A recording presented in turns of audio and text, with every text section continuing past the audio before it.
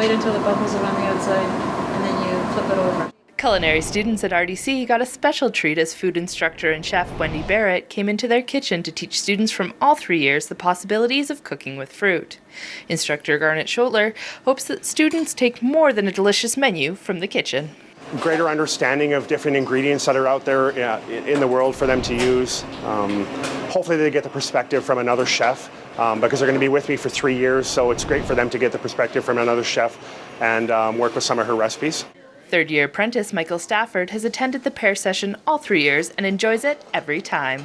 I actually learned a lot more about cooking with fruit because, to tell you the truth, I never even ate a pear or never even bought them, but now I actually buy them quite a bit and I make a lot of things with fruit, you know, like peaches, pears, apples, just more than just pies too, like put them in a lot of things like salads, soups, entrees. With 3,000 different kinds of pears worldwide, the possibilities are endless. People often think about apples, using apples, but pears less likely. And anything you can do with an apple, you can do with a pear, and way, way, way more. And there's a huge variety of pears too that we're using today as well.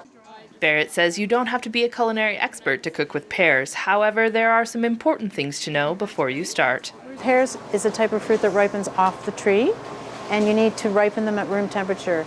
And you always check the neck. So if the neck gives a little bit, it's ripe. So if the recipe calls for poaching a pear for 20 minutes, but the pear is really ripe, then maybe they just need to poach the pear for 10 minutes. Same thing with the pancake recipe today. They're just adding the pears at the very end. They're not cooking them because the pears will disintegrate.